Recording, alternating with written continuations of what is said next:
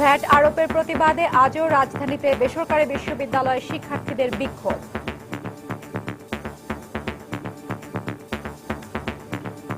আমাদের মাথা নিচু হয়ে যাচ্ছে যে যেই দেশ স্বাধীন দেশ, সেই স্বাধীন দেশে নাকি পড়ালেখা করার জন্য ভ্যাট দিতে হবে। তো যতক্ষণ পর্যন্ত সরকার এটা প্রত্যাহার না করবে ততক্ষণ আমাদের আন্দোলন চলবে।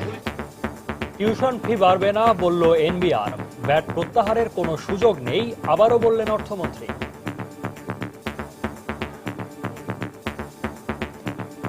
7.5% দাবি করেছি 750 টাকা, এবং এই 750 টাকা বিশ্ববিদ্যালয়কে দিতে হবে। অবরোধের কারণে দিনভর যানজটে স্থবির ছিল নগরী। 1 ঘন্টা জায়গায় যদি 3 ঘন্টা লাগে তাহলে কিভাবে অফিস আদালত করবো? আজকে আমাদের পরীক্ষা, আমরা শীতের শরীর পর্যন্ত হেঁটে যাচ্ছি। বাচ্চা মিরপুর স্কুলে আটকা পড়ে রয়েছে 5 ঘন্টা যাবো, বাচ্চার কাছে পৌঁছাতে পারতেছি না। দেখছিলেন সময়ের প্রধান শিরোনাম। সন্ধ্যার সময় সঙ্গে আছি আমি সৌমিত্র শুভ্র এবং আমি হাফসাতুন্নেসা। এবার অন্যান্য শীর্ষ সংবাদ। স্বতন্ত্র বেতন কাঠামোর দাবিতে পাবলিক বিশ্ববিদ্যালয় শিক্ষকদের আন্দোলন অব্যাহত। রোববার পূর্ণ দিবস কর্মবিরতি ঘোষণার পরপরই অর্থমন্ত্রীর দুঃখ প্রকাশ। আমি যেভাবে বক্তব্যটি দিই তাতে অবশ্যই তাদের মানহানি রয়েছে। আমি আমার বক্তব্য সম্বন্ধে খুবই দুঃখিত। আবারও বাড়ল গণপরিবহনের ভাড়া, তবে বাসের সর্বনিম্ন ভাড়া 7 টাকাই বহাল। সিএনজি অটোরিকশায় প্রথম 2 কিলোমিটারে 15 টাকা বেড়ে হলো 40। ক্ষুব্ধ যাত্রীরা। জনগণের সমস্যাকে আন্তরিক ও মানবিক দৃষ্টিকোণ থেকে দেখতে পুলিশের প্রতি নির্দেশ প্রধানমন্ত্রীর। প্রশংসা করলেন জঙ্গিবাদ ও সন্ত্রাস দমনে তাদের ভূমিকার। এবং দুর্নীতির 2 মামলার সাক্ষ্য গ্রহণ নিয়ে বেগম জিয়ার আইনজীবীদের অভিযোগ, বিচার প্রক্রিয়া নিয়ে সমালোচনা। মামলার তারিখ নিয়েও ভিন্ন মত।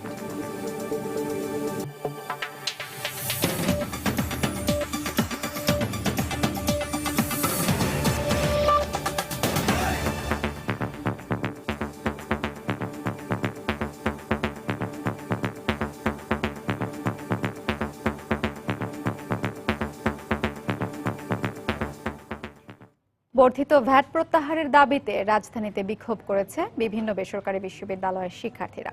এ সময় রাজধানী জুড়ে বিভিন্ন ক্যাম্পাসের বাইরে প্রধান সড়কে অবস্থান নেয় ছাত্রছাত্রীরা। এদিকে বর্ধিত ভ্যাট প্রত্যাহারের কোনো সুযোগ নেই বলে জানিয়েছেন অর্থমন্ত্রী আবুল মাল আব্দুল মুহিত। অন্যদিকে এনবিআর এক প্রেস বিজ্ঞপ্তিতে জানায়, বর্ধিত ভ্যাট আরোপের কারণে শিক্ষার্থীদের টিউশন ফি বাড়বে না। বৃহস্পতিবার সকাল থেকে রাজধানীর ধানমন্ডি, রামপুরা, বনানী, মহাখালী, উত্তরা সহ বিভিন্ন স্থানে ভ্যাট প্রত্যাহারের দাবিতে বিক্ষোভ করেন বেসরকারি বিশ্ববিদ্যালয়ের শিক্ষার্থীরা। এ সময় তারা বর্ধিত ভ্যাট প্রত্যাহার না করা পর্যন্ত আন্দোলন চালিয়ে যাওয়ার ঘোষণা দেন। 7.5% ভ্যাট যদি আরোপ করা হয়, কিভাবে স্টুডেন্টরা এখানে পড়াশোনা করবে? শিক্ষা হচ্ছে জাতির মেরুদণ্ড, এই ভ্যাটটা আরোপ করে জাতির মেরুদণ্ডটা ভেঙে দেওয়ার চেষ্টা করছে। শিক্ষাটা হচ্ছে আমাদের একটা মৌলিক অধিকার, এটা কোনো পণ্য না। আমাদের একটা মৌলিক অধিকার আদায়ের জন্য আমরা একটা আন্দোলন করছি। শিক্ষার্থীদের অভিযোগ, এর মাধ্যমে উচ্চ শিক্ষাকে নিরুৎসাহিত করা হচ্ছে। আমাদের মাথা নিচু হয়ে যাচ্ছে যে যেই দেশ স্বাধীন দেশ, সেই স্বাধীন দেশে নাকি পড়ালেখা করার জন্য ভ্যাট দিতে হবে। যতক্ষণ পর্যন্ত সরকার এটা প্রত্যাহার না করবে ততক্ষণ আমাদের আন্দোলন চলবে। এদিকে সিলেটে এক সংবাদ সম্মেলনে অর্থমন্ত্রী সাংবাদিকদের জানান, বর্ধিত ভ্যাট প্রত্যাহারের কোনো সুযোগ নেই। 28টা বিশ্ববিদ্যালয়ের কাগজপত্র নিয়ে নিজে হিসাব করেছি যে তার দৈনিক খরচ 1000 টাকা। সেখানে আমি 7.5% দাবি করেছি 750 টাকা, এবং এই 750 টাকা বিশ্ববিদ্যালয়কে দিতে হবে। বিশ্ববিদ্যালয়ে যে হারে আদায় করেন এটা তাদের দিতে হবে। এদিকে দুপুরে জাতীয় রাজস্ব বোর্ড এনবিআর এক প্রেস বিজ্ঞপ্তির মাধ্যমে জানায়, বর্ধিত ভ্যাট আরোপের কারণে শিক্ষার্থীদের টিউশন ফি বাড়বে না। বর্তমানে আদায়কৃত টিউশন ফির মধ্যেও ভ্যাট যুক্ত আছে, যা পরিশোধ করছে বেসরকারি বিশ্ববিদ্যালয়গুলো। বর্ধিত ভ্যাটও বিশ্ববিদ্যালয়গুলোকেই পরিশোধ করতে হবে। বর্ধিত ভ্যাট প্রত্যাহারের দাবিতে বুধবার থেকে আন্দোলন করে আসছে বেসরকারি বিশ্ববিদ্যালয়ের শিক্ষার্থীরা। শফিক মোহাম্মদ, সময় সংবাদ, ঢাকা। এদিকে বর্ধিত ভ্যাট প্রত্যাহারের দাবিতে শিক্ষার্থীদের বিক্ষোভ কর্মসূচির কারণে রাজধানী জুড়ে সৃষ্টি হয় তীব্র যানজটের। সকাল থেকেই রাজধানীর কিছু সড়কে থেমে থেমে গাড়ি চললেও মিরপুর রোড, ফার্মগেট, বাংলা মোটর, বনানী, মহাখালী সহ গুরুত্বপূর্ণ সড়কে ঘণ্টার পর ঘণ্টা দাঁড়িয়ে থাকে যানবাহনগুলো। এতে ভোগান্তিতে পড়েন স্কুলগামী শিক্ষার্থী ও কর্মজীবী মানুষ। অনেকে পায়ে হেঁটেই রওনা হন গন্তব্যে। দাবি আদায়ে বৃহস্পতিবার সকাল থেকেই রাজধানীর বিভিন্ন স্থানে সড়কে অবস্থান নিয়ে বিক্ষোভ করে বেসরকারি বিশ্ববিদ্যালয়ের শিক্ষার্থীরা। এতে রাজধানী জুড়ে সৃষ্টি হয় তীব্র যানজটের। ধানমন্ডি, বনানী, মহাখালী, উত্তরা সহ বিভিন্ন স্থানে ঘন্টার পর ঘন্টা আটকে থাকে অনেক যানবাহন। রাজধানী জুড়ে তীব্র যানজটে নাগরিক ভোগান্তি ছিল চরমে। দুর্ভোগে পড়তে হয় স্কুলগামী শিক্ষার্থী থেকে শুরু করে কর্মস্থলমুখী মানুষকে। 12টা থেকে এখানে আসি, এখন বাজে 6টা প্রায়। আমার যাওয়াদের কোনো পথ নাই। 1 ঘন্টা জায়গায় যদি 3 ঘন্টা লাগে তাহলে কিভাবে অফিস আদালত করবো? বাচ্চা তো স্কুলে ছুটি হয়েছে সেই 2টার সময়, মিরপুর স্কুলে আটকা পড়ে রয়েছে 5 ঘন্টা যাবত। গাড়ি জমা হইল 3200 টাকা। সকালবেলা আইসি, শেষ যা আইসি এগুলো খরচ মরচ করে শেষ। দীর্ঘ অপেক্ষার পর কাঙ্ক্ষিত যানবাহন না পেয়ে অনেকে পায়ে হেঁটেই রওনা দেন গন্তব্যে। কি করব, কিছু পাই না। মধ্যপাড়া থেকে আসলাম রিক্সা থেকে নামলাম। আজকে আমাদের পরীক্ষা, আমরা শীতেশ্বরী পর্যন্ত হেঁটে যাচ্ছি। অবরোধের জন্য আমাদের অনেক প্রবলেম হচ্ছে, রাস্তায় সব মানুষকে নামায় দেওয়া হয়েছে। পরীক্ষা আছে, বাচ্চার যাইতে পারতেছি না। এটা কি দাবি আদায়ের পন্থা? আমার একটা কোয়েশ্চেন সেটা নিয়ে।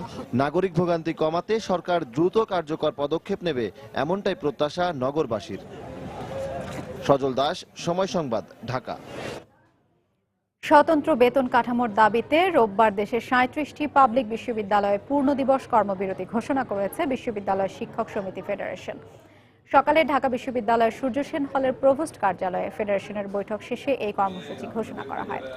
তবে সব ধরনের পরীক্ষা কর্মসূচির আওতামুক্ত থাকবে বলে জানিয়েছেন শিক্ষক নেতারা। তারা আরো বলেন, নতুন বেতন কাঠামো ঘোষণার আগে থেকেই বিশ্ববিদ্যালয়ের শিক্ষকদের জন্য আলাদা বেতন কাঠামোর দাবি জানিয়ে আসছেন তারা, কিন্তু সেই দাবি না মেনে বরং তাদের আরো পিছিয়ে দেওয়া হয়েছে। এতে আন্দোলন করা ছাড়া আর কোনো বিকল্প তাদের নেই।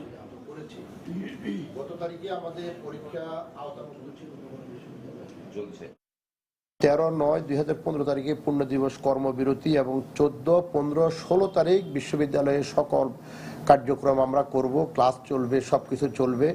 ইতিমধ্যে আমাদেরকে যদি আলোচনার জন্য আহ্বান করা হয় তাহলে ভালো, আলোচনার জন্য যদি আমাদেরকে আহ্বান না করা হয় তাহলে 17/9/2015 তারিখ আবার আমরা পূর্ণ দিবস কর্মবিরতি আমরা পালন করব। সেদিনও আমাদের অবস্থান ধর্মঘট থাকবে। স্বতন্ত্র বেতন কাঠামো নিয়ে বিক্ষোভকারী পাবলিক বিশ্ববিদ্যালয়ের শিক্ষকদের নিয়ে বিরূপ মন্তব্য করায় দুঃখ প্রকাশ করেছেন অর্থমন্ত্রী আবুল মাল আব্দুল মুহিত। বিকেলে সিলেট সার্কিট হাউসে সংবাদ সম্মেলন করে কথা বলেন মন্ত্রী।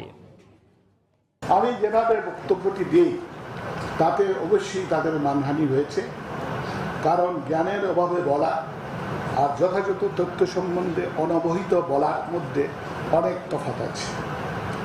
আমি আমার বক্তব্য সম্বন্ধে খুবই দুঃখিত, তবে বিস্মিত যে তারা সরকারি সিদ্ধান্ত জানার আগেই আন্দোলনে নেমে গেল। আমার এই বক্তব্য যেভাবে সংবাদ মাধ্যমে প্রকাশিত হয়েছে তা অনভিপ্রেত ছিল এবং আমি তা প্রত্যাহার করছি। এই জন্য যারা ক্ষুব্ধ হয়েছেন বা দুঃখ। জনগণের সমস্যাকে মানবিক দৃষ্টিকোণ থেকে দেখে আরও আন্তরিক হয়ে সেবা দিতে পুলিশ বাহিনীকে নির্দেশ দিলেন প্রধানমন্ত্রী শেখ হাসিনা। বলেছেন, শাসক নয়, কাজ করতে হবে সেবক হয়ে। সকালে রাজশাহীর সারদা পুলিশ একাডেমিতে প্রশিক্ষণ ব্যাচের সমাপনী কুচকাওয়াজ পরিদর্শন শেষে এই নির্দেশ দেন তিনি। এ সময় জঙ্গিবাদ ও সন্ত্রাস দমনে পুলিশ বাহিনীর ভূমিকারও প্রশংসা করেন প্রধানমন্ত্রী। 1 বছরের নিবিড় প্রশিক্ষণ শেষ করে এখন আইন শৃঙ্খলা রক্ষায় মাঠে নামবেন পুলিশের এই নবীন কর্মকর্তারা। সারদার শতবর্ষ পুরনো এই পুলিশ একাডেমিতে সমাপনী কুচকাওয়াজের মধ্য দিয়ে শেষ হলো বিসিএস 33তম পুলিশ ব্যাচের 160 জন সহকারী পুলিশ সুপারের প্রশিক্ষণ। কুচকাওয়াজে সালাম গ্রহণ করেন প্রধানমন্ত্রী শেখ হাসিনা। অভিবাদনের জবাবে পুলিশ বাহিনীর আধুনিকায়নে তার সরকারের নেয়া পদক্ষেপগুলো তুলে ধরেন তিনি। বলেন, দেশে আইনের শাসন প্রতিষ্ঠা আর আইন শৃঙ্খলা বাহিনীর উন্নয়নে কাজ করছে তার সরকার। যারা দেশ ও জাতির সেবায় নিয়োজিত, দেশের শান্তি নিরাপত্তা রক্ষা করে, তাদের পুনর্গঠন, তাদের উন্নত প্রশিক্ষণ এবং তাদেরকে সুন্দরভাবে গড়ে তোলা এবং জনগণের সেবার উপযুক্ত করে গড়ে তোলা, এটাই আমাদের লক্ষ্য। নতুন পুলিশ কর্মকর্তাদের উদ্দেশ্যে 1972 সালে এই মাঠে জাতির জনকের দেয়া ভাষণ থেকে উদ্ধৃত করেন প্রধানমন্ত্রী। বলেন, শাসক নয় বরং সেবক হিসেবে কাজ করতে হবে প্রতিটি পুলিশ সদস্যকে। মানুষ তার চরম বিপদে পুলিশের দ্বারস্থ হয়, কাজেই তাদেরকে আইনি সেবা দিয়ে মানবিক আচরণ করে গণমানুষের আস্থা অর্জন করবেন। পুলিশকে আমি আন্তরিক অভিনন্দন জানাই যে বাংলাদেশে বিভিন্ন নাশকতা, জঙ্গিবাদ, সন্ত্রাস মোকাবেলা অত্যন্ত দক্ষতার সাথে তারা করে যাচ্ছেন।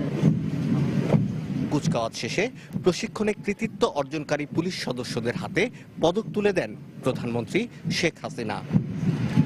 ব্রিটিশ রাজের উপনিবেশবাদের হাতিয়ার হয়ে নয় কিংবা পাকিস্তানি সামরিক জান্তার পেটোয়া বাহিনী হয়ে নয়, বরং বাংলাদেশের মুক্তিযুদ্ধে এদেশের পুলিশের যে গৌরবোজ্জ্বল ভূমিকা রয়েছে সেখান থেকে অনুপ্রেরণা নিয়ে নবীন এসব পুলিশ কর্মকর্তাদের আগামী দিনে পথ চলার পরামর্শ দিলেন প্রধানমন্ত্রী শেখ হাসিনা।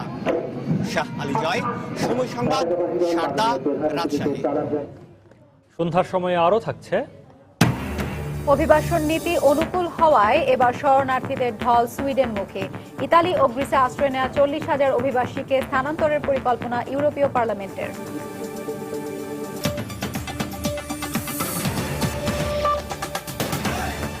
মেগা এবার বাজারে নিয়ে এসছে মেগা ফ্লোরোস্কেল ডাবল মনিটরিং এর মাধ্যমে আপনার ওজন মনিটরিং সম্ভব।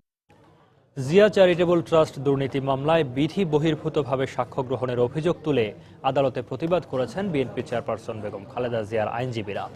তারা বিচার প্রক্রিয়া নিয়ে সমালোচনা করেন। এদিকে শুনানি শেষে মামলার পরবর্তী তারিখ নিয়ে ভিন্ন প্রতিক্রিয়া জানিয়েছেন বাদী ও বিবাদী পক্ষের আইনজীবীরা। জিয়া চ্যারিটেবল ট্রাস্ট ও জিয়া অরফানেজ ট্রাস্ট দুর্নীতি মামলায় হাজিরা দিতে বৃহস্পতিবার সকালে বকশীবাজারে স্থাপিত অস্থায়ী বিশেষ জজ আদালতে যান বিএনপি চেয়ারপারসন বেগম খালেদা জিয়া। এদিন সকাল 10:30 থেকে দুপুর 1টা পর্যন্ত চ্যারিটেবল ট্রাস্ট মামলায় 3 জন সাক্ষীকে জেরা করেন বেগম জিয়া সহ অন্য 2 আসামির আইনজীবীরা। এরপর এ মামলার 7 নম্বর সাক্ষীর সাক্ষ্য গ্রহণ শুরু হলে এর প্রক্রিয়া নিয়ে আপত্তি তোলেন বেগম জিয়ার আইনজীবীরা। এ নিয়ে প্রায় ঘণ্টাখানিক যুক্তিতর্ক শেষে বিষয়টির সুরাহা করেন বিচারক আবু আহমদ জমাদার। পরে এ নিয়ে গণমাধ্যমের সামনে ক্ষুব্ধ প্রতিক্রিয়া জানান বেগম জিয়ার আইনজীবীরা। 111 বাংলাদেশে ক্যাঙ্গারি কোর্টে যেভাবে বিহেভ করেছে দুদক, একই রকম দুদক এখানে বেগম খালেদার মামলাতে একইভাবে বিহেভ করতে চায়। তারা আইন অনুযায়ী এখানে সাক্ষী প্রমাণ দিচ্ছে না। আমরা বেগম খালেদার পক্ষে বলেছি, আমরা এখানে বিচার চাই, তবে অবশ্যই আইন অনুযায়ী বিচার হবে। মাননীয় আদালত কারেকশন করেছে, দুদকের যে সাক্ষীগুলো বেআইনিভাবে লিপিবদ্ধ করা হয়েছে এগুলা বাদ দিয়েছে। তবে সাক্ষ্য গ্রহণ নিয়ে সৃষ্ট বিতর্ক ও বেগম জিয়ার আইনজীবীদের মন্তব্যের কোনো জবাব দেননি দুদকের আইনজীবীরা। সাক্ষীর সাক্ষ্য গ্রহণ চলছে। এই মুহূর্তে আমি ওনাদের যে বাইরের যে বক্তব্য বা রাজনৈতিক বক্তব্য বা অন্য বক্তব্য, সে সমস্ত বক্তব্যের জবাব দিতে চাই না, কারণ এটা আমার ডিউটি না। আগামী 17 সেপ্টেম্বর মামলার পরবর্তী সাক্ষ্য গ্রহণ ও শুনানির দিন ধার্য করেন আদালত। তারিখ নির্ধারণ নিয়েও বাদী ও বিবাদী পক্ষের রয়েছে ভিন্ন মত। আমরা আশ্চর্য হয়ে যাই, সকল মামলায় ইভেন এই আদালতে, এই মাননীয় বিচারক আদালতে যত মামলা পেন্ডিং আছে, বিচারাধীন আছে, কোন মামলার 1 মাস 1.5 মাস পরে ডেট দেওয়া হচ্ছে। বেগম খালেদার মামলার 2 দিন 3 দিন 7 দিন পর ডেট দেওয়া হচ্ছে। একটি মামলার বয়স 8 বছর, একটি মামলার বয়স 5 বছর, তারপরেও এগুলো নিষ্পত্তি হয়নি। নিষ্পত্তির জন্য আমরা চেষ্টা করছি।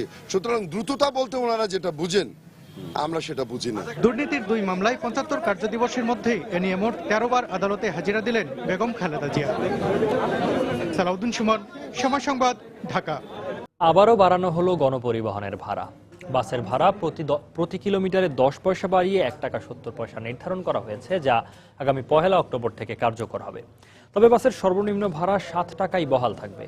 এছাড়া সিএনজি অটোরিকশার প্রথম 2 কিলোমিটারের ভাড়া 25 টাকা থেকে বাড়িয়ে 40 টাকা ঠিক করা হয়েছে, যা কার্যকর হবে 1 নভেম্বর থেকে। গ্যাসের দাম বাড়ার প্রেক্ষিতে সকালে সচিবালয়ে গণপরিবহনের ভাড়া পুনর্নির্ধারণ বিষয়ে বিআরটি এর সুপারিশমালা পর্যালোচনা কমিটির সভা শেষে ব্রিফিংয়ে একথা ঘোষণা করেন সড়ক পরিবহন ও সেতুমন্ত্রী ওবায়দুল কাদের। 1 টাকা 60 পয়সা থেকে 1 টাকা 70 পয়সা নির্ধারণ করছি। এটা হলো বাস। আর মিনি বাসের ক্ষেত্রে 1 টাকা 50 পয়সা বৃদ্ধি করেছি 1 টাকা 60 পয়সা। সিএনজি চালিত অটোরিকশার ভাড়া প্রথম 2 কিলোমিটারের ভাড়া 25 টাকা থেকে 40 টাকা, পরবর্তী প্রতি কিলোমিটারের ভাড়া 60 টাকা 64 পয়সা থেকে 12 টাকা। যে কোনো দূরত্বে যাত্রী পরিবহনের সর্বনিম্ন ভাড়া 25 টাকা থেকে 40 টাকা। দূরপাল্লার ভাড়া বাড়বে না। গণপরিবহনের ভাড়া বাড়ানোয় ক্ষোভ প্রকাশ করেছেন সাধারণ মানুষ। তারা বলছেন, সরকারি চাকরিজীবীদের বেতন বাড়লেও অন্যান্য পেশার স্বল্প আয়ের মানুষের জীবনযাত্রায় তা বাড়তি চাপ সৃষ্টি করবে। অসাধু পরিবহন ব্যবসায়ীদের নজরদারির মধ্যে রাখার পরামর্শ বিশেষজ্ঞদের। 16 কোটি মানুষের দেশে আয় বেড়েছে মাত্র 21 লাখ সরকারি চাকরিজীবীর। বাকিদের সমহারে আয় না বাড়লেও দিন দিন ভারী হচ্ছে ব্যয়ের পাল্লা। সম্প্রতি গ্যাস এবং বিদ্যুতের দাম বাড়ানোর প্রভাবে বাসাবাড়িতে গুনতে হচ্ছে অতিরিক্ত ভাড়া। খরচ বেড়েছে অনেক ক্ষেত্রেই। তার উপর সাধারণ মানুষের নিত্যদিনের বাহন, গণপরিবহনের ভাড়া বাড়ানোর ঘোষণা। সবকিছু মিলিয়ে যেন দিন দিন অসহনীয় হয়ে উঠছে জীবনযাত্রা। ওনরা যদি 5 টাকা বাড়ায়, ওনরা পাবলিক বাস এবং সিএনজি 25 টাকা বাড়াই ফেলবে। 25 টাকার ভাড়া 40 টাকা দিতে হবে। যে টাকা ব্যয় হচ্ছে সেটা দিয়ে ঘর ভাড়া চলে যাচ্ছে। দেন আবার যদি আমাদের বাস ভাড়া বেড়ে যায় তাহলে আমাদের জন্য খুব ইফেক্টিভ হয়ে যাচ্ছে এটা। 1 টাকার জায়গায় ওরা মনে করেন 2 টাকা 3 টাকাও বাড়ায় বেশি নিতেছে। আর আমরা তো বাবা মার কাছ থেকে টাকা ঢাকা শহরে খরচ করি, তো নরমালি আমাদের জন্য তো এটা বিশাল একটা হেজিটেশনের জিনিস। ভাড়া বাড়ানোর সুযোগে অসাধু পরিবহন ব্যবসায়ীরা যেন অতিরিক্ত ভাড়া আদায় করতে না পারে সেদিকে নজর রাখার পরামর্শ বিশ্লেষকদের। সরকারের বেতন যেহেতু বাড়ানো হয়েছে, বেসরকারি যারা চাকরি করে যাদের সংখ্যা সরকারের চেয়ে অনেক বেশি, তাদের বেতন যাতে কিছুটা হলেও আনুপাতিক হারে বাড়ানো যায় সেদিকে আমার মনে হয় সরকারের একটা দৃষ্টি দেওয়া অতীব প্রয়োজন। যেই ভাড়া বৃদ্ধি করুক না কেন, ওই ভাড়া বৃদ্ধি তো চলে না, তারা তাদের ইচ্ছা অনুযায়ী ভাড়া বৃদ্ধি করে। এই জিনিসগুলো অবশ্যই নিয়ন্ত্রণ করতে হবে। জনগণকে ভোগান্তিতে পড়তে হয় সরকার এমন কোনো সিদ্ধান্ত নেবে না, এমনটাই প্রত্যাশা সাধারণ মানুষের। জুনায়েদ আল হাবিব, সময় সংবাদ, ঢাকা। এদিকে গণপরিবহনের ভাড়া বাড়ানোয় চট্টগ্রামেও যাত্রীদের মধ্যে দেখা গেছে ক্ষুব্ধ প্রতিক্রিয়া। সুযোগ সুবিধা না বাড়িয়ে শুধু গণপরিবহনের ভাড়া বাড়ানোয় অসন্তোষ প্রকাশ করেছেন যাত্রীরা। অন্যদিকে সিএনজি অটোরিকশার চালকরা বলছেন, জমার পরিমাণ বাড়ায় তাদের জীবন ধারণ করতেই হিমশিম খেতে হবে। বাংলাদেশের মানুষ ম্যাক্সিমাম গরিব। আমরা একটু গরিব রাষ্ট্র, আমরা ছোট একটা চাকরি করি, আমরা 10 টাকা ভাড়া দিতে পারি না, কিভাবে আমরা 25 টাকা ভাড়া দেবো? আমরা মিটার নিয়ে অনেক ঝামেলা পড়েছি। এখন আপনি এই যে মিটার, এই যে ভাড়া নিয়ে দেখবেন যে এগুলো নিয়ে মানুষের সাথে মারামারি পর্যন্ত সৃষ্টি হবে। যেহেতু কোম্পানির ইনকাম দিতে হয়, নিজের খরচ আছে, এগুলো নিয়ে আমরা শেষ পর্যন্ত রাত 12টা বাজো আমরা ইনকাম তুলে নিয়ে পকেটে টাকা থাকে না। আমরা পোষাইতে পারতেছি না, মালিকের ইনকাম দিয়ে সময় লগে রাস্তার সাথে দৌড়ে পারতেছি না, জামজটের লেগে আমরা কিছু করতে পারতেছি না। প্রতি কিলোমিটার আমাকে 20 পয়সা বাড়াই দেওয়া হয়েছে। একটা আছে 1 কিলোমিটার যাওয়ার পরে 20 পয়সা কিন্তু নেওয়ার কোনো সুযোগ নেই আমাদের। হাসপাতাল ও ওষুধের দোকান সহ বিভিন্ন স্থানে ভেজাল ও মেয়াদোত্তীর্ণ ওষুধের বিরুদ্ধে আইন শৃঙ্খলা রক্ষাকারী বাহিনীর অভিযান আরও জোরদার করার নির্দেশ দিয়েছেন স্বাস্থ্যমন্ত্রী মোহাম্মদ নাসিম। বিকেলে সচিবালয়ে ভেজাল ওষুধ প্রতিরোধে আয়োজিত এক সভায় এ কথা বলেন তিনি। লাইসেন্স এবং লাইসেন্স ছাড়াও কিছু অবৈধ দোকানপাট আছে, ওষুধের দোকান আছে, আপনারা সবাই জানেন, কারখানাও হয়ে গেছে, যেগুলির বিরুদ্ধে আমরা ব্যবস্থা নেই, আইনত ব্যবস্থা নেওয়া হয়। অনেক ক্ষেত্রে দেখা যায় কোর্ট অনেক সময় এ ব্যাপারে এমন সব নিষেধ জারি করে যার ফলে অনেক কাজ আগানো যায় না। তাই মনে করি যে আমাদের অনেকগুলো সমস্যা আছে, সমস্যাগুলো চিহ্নিত করা হবে। আমি সবার সহযোগিতা চাই। আইন শৃঙ্খলা রক্ষা বাহিনীর সমন্বয় টাস্ক ফোর্স তারা বিভিন্ন অভিযান চালিয়েছে এবং অনেক হাসপাতালে, অনেক স্বাস্থ্য কমপ্লেক্সে, দোকানে এই ধরনের ভেজাল বা নিষিদ্ধ ওষুধ বিক্রির দায়ে অনেকের বিরুদ্ধে শাস্তিমূলক ব্যবস্থা নেওয়া হয়েছে, জরিমানা করা হয়েছে। এমনকি নামকরা হাসপাতালেও এই ব্যাপারে বাদ যায়নি। এই অভিযানটা আরো জোরদার করতে হবে, আরো বেশি ব্যাপকভাবে করতে হবে। আপাতত গ্রাহকদের সিম নিবন্ধন করতে হবে না। আগামী রোববার থেকে মোবাইল ফোন অপারেটর ও জাতীয় পরিচয়পত্র কর্তৃপক্ষ গ্রাহকদের সিম ও সিমের তথ্য যাচাই বাছাই শুরু করবে। তবে যাচাই বাছাই শেষে সকল বৈধ গ্রাহকদেরই সিম নিবন্ধন করতে হবে। বিকেলে সচিবালয়ে মোবাইল সিম অপারেটর, বিটিআরসি সহ জাতীয় পরিচয়পত্র প্রদানকারী কর্তৃপক্ষের সঙ্গে বৈঠক শেষে সাংবাদিকদের এ তথ্য জানিয়েছেন ডাক ও টেলিযোগাযোগ প্রতিমন্ত্রী অ্যাডভোকেট তারানা হালিম। আপাতত আমরা রোববার দিন জনগণকে সংশ্লিষ্ট করছি না।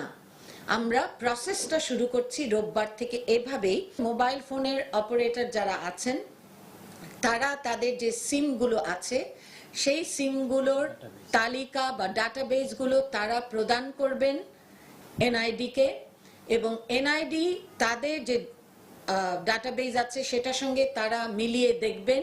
তারা এটি দেখবার পর আবার মন্ত্রণালয়ে প্রেরণ করবেন, কপি দেবেন বিটিআরসি-কে, যে এই সিমগুলো ফেক আইডির বিপরীতে নিবন্ধীকৃত হয়েছে। ব্লগার অভিজিৎ রায় ও অনন্ত বিজয় দাস হত্যায় জড়িত সন্দেহে আনসারুল্লাহ বাংলা টিমের বর্তমান প্রধান মোহাম্মদ আবুল বাশার সহ 3 জনকে গ্রেফতার করেছে র্যাব। সকালে রাজধানীর ফকিরাপুল এলাকা থেকে তাদেরকে গ্রেফতার করা হয়। গোয়েন্দা তথ্যের ভিত্তিতে ভোর 5টায় রাজধানীর ফকিরাপুল এলাকায় অভিযান চালায় র্যাব 3। এ সময় আনসারুল্লাহ বাংলা টিমের প্রধান মোহাম্মদ আবুল বাশার, সংগঠনটির মিডিয়া শাখায় কর্মরত জুলহাস বিশ্বাস ও জাফরান আল হাসানকে গ্রেফতার করে তারা। র্যাব জানিয়েছে, তাদেরকে প্রাথমিক জিজ্ঞাসাবাদে ব্লগার অভিজিৎ রায় ও অনন্ত বিজয় দাস হত্যার বিভিন্ন গুরুত্বপূর্ণ তথ্য পেয়েছে। জিজ্ঞাসাবাদ শেষে গ্রেফতার হওয়া আনসারুল্লাহ সদস্যদের গোয়েন্দা পুলিশের কাছে হস্তান্তর করা হবে বলেও জানানো হয়েছে।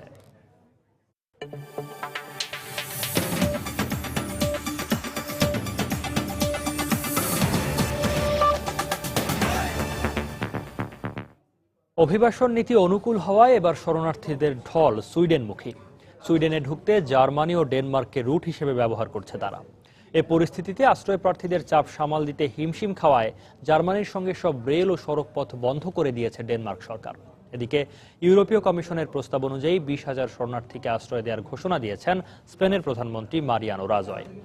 এর আগে ইউভুক্ত দেশগুলোকে কোটার ভিত্তিতে 1,60,000 শরণার্থী ভাগ করে নেওয়ার প্রস্তাব দেয় ইউরোপীয় কমিশন। ডেনমার্ক জার্মানি মহাসড়ক ধরে চলমান এই শরণার্থীদের গন্তব্য সুইডেন।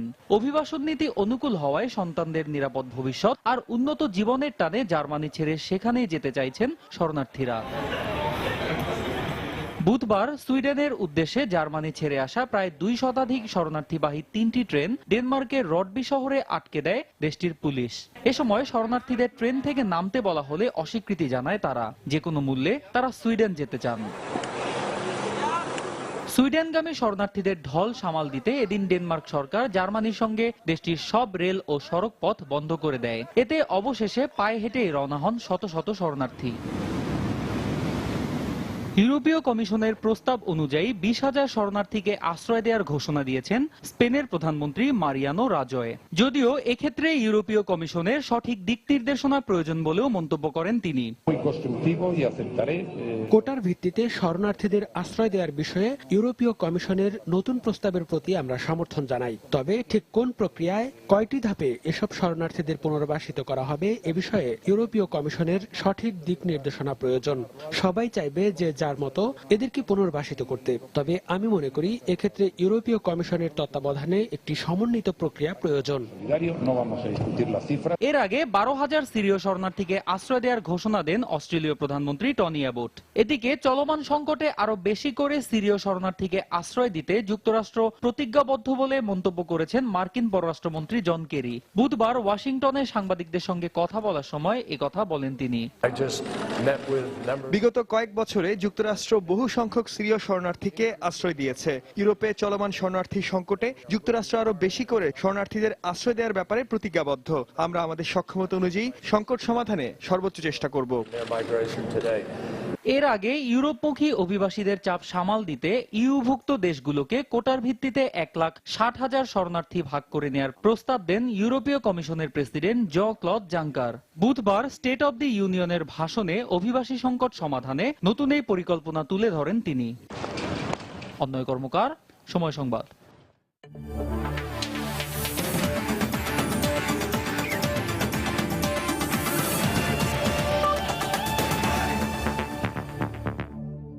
কোচ হওয়ার জন্য শ্রীলঙ্কা ক্রিকেট বোর্ড থেকে কোনো আনুষ্ঠানিক প্রস্তাব দেওয়া হয়নি বলে জানিয়েছেন বাংলাদেশ জাতীয় ক্রিকেট দলের কোচ চান্ডিকা হাথুরুসিংহে। তাছাড়া এ মুহূর্তে বাংলাদেশের সঙ্গে কাজ করে তিনি শতভাগ খুশি বলেও জানান।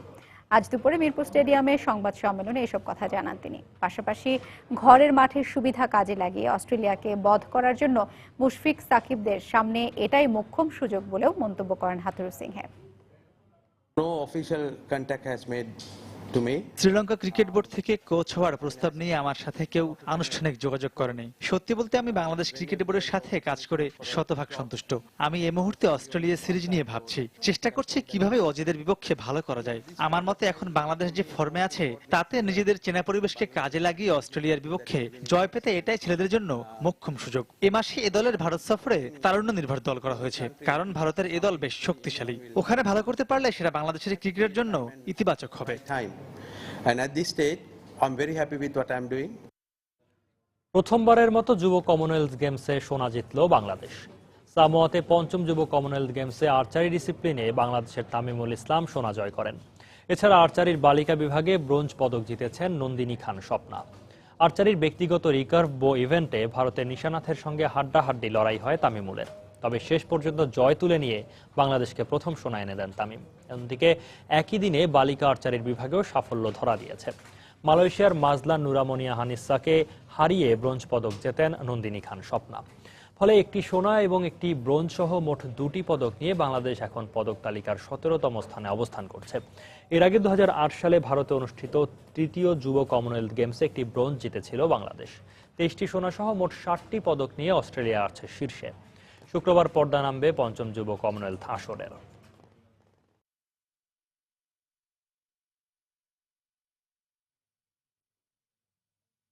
সন্ধ্যার সময় পর্যায়ে শীর্ষ সংবাদ জানিয়ে দিচ্ছি আরেকবার। ভ্যাট আরোপের প্রতিবাদে আজও রাজধানীতে বেসরকারি বিশ্ববিদ্যালয়ের শিক্ষার্থীদের বিক্ষোভ, সড়ক অবরোধ, যানজটে স্থবির নগরী।